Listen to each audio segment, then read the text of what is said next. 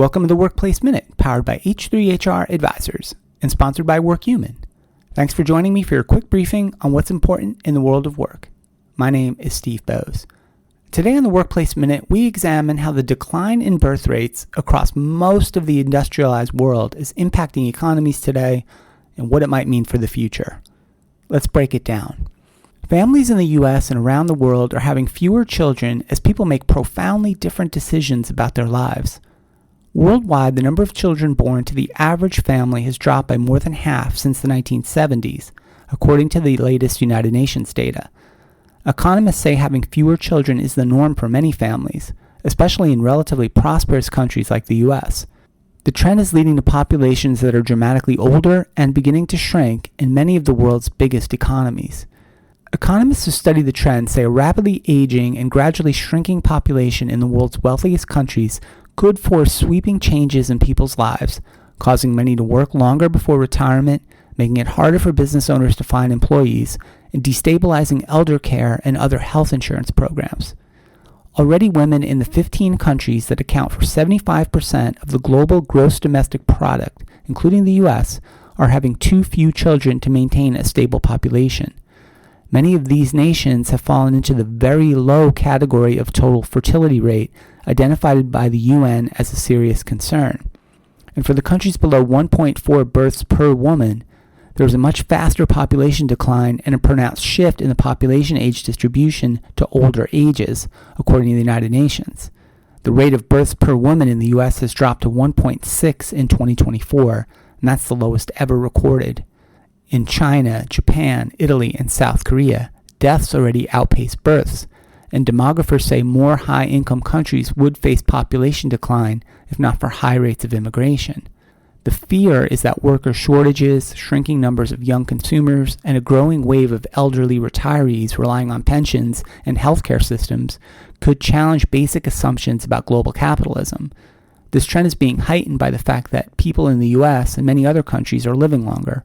The global population of people aged 80 or older will triple between 2020 and 2050, according to the World Health Organization. In the U.S., the world's largest economy, this trend has been building for decades. Families started shrinking in the 1960s, when the average American woman had between 3 and 4 children. Now, according to the U.S. Census Bureau and Federal Reserve Bank data, the typical woman will have 1 or 2 children in her lifetime, with a growing number of families opting for no children at all. With fewer children being born, population growth in the U.S. has already slowed.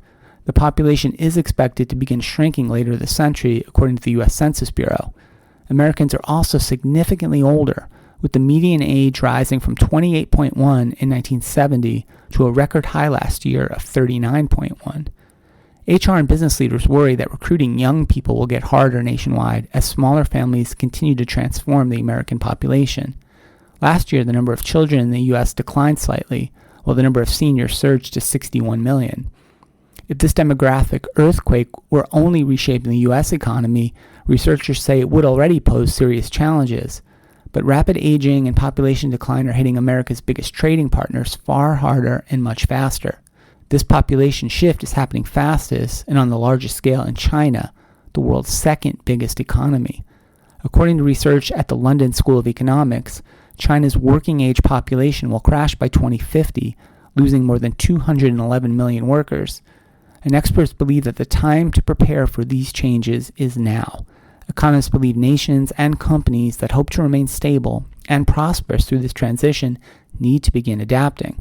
Some may be able to compensate by attracting more migrant workers or boosting the efficiency of the labor force through education, automation, and AI. As HR and business leaders think about a future shaped by shrinking birth rates and aging populations, it's time to take a long-term view of your talent planning. You can start by broadening your definition of the workforce and looking beyond traditional candidates to include retirees, people re-entering the workforce, caregivers, and other underutilized groups. Next, you can double down on skills development because the workers you have today will need to evolve with your business tomorrow. You can think about designing work and benefits for longevity. Careers are getting longer, and so should our support for them. Use technology and automation strategically to enhance human potential and not replace it. And finally, think globally. As local labor pools tighten, the ability to attract, manage, and support talent across borders will be a real advantage. The demographic math is clear. The future workforce will be smaller and older, but with creativity, inclusion, and smarter planning, HR leaders can make it stronger too. That's it for the Workplace Minute today. Thanks so much for listening, and a big thank you to WorkHuman for supporting the Workplace Minute. If this episode made you think about how the changing shape of the workforce will impact your organization, please share it with a colleague. I'm Steve Boese, and this has been the Workplace Minute from H3 HR Advisors.